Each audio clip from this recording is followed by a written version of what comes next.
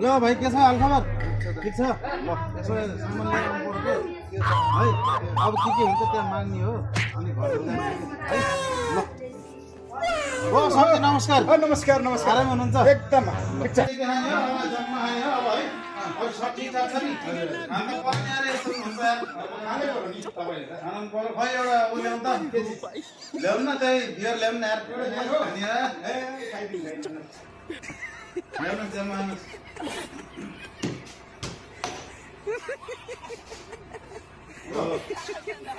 यो खाने कि घर लाने हो घर लाग्यो अब चाउचा ल्याउनु त दुईटा ल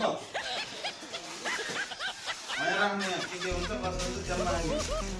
ल के छ भाइ उता पेप्सी पनि ल्याउनु न अत फुल पेप्सी ल्याउनु ल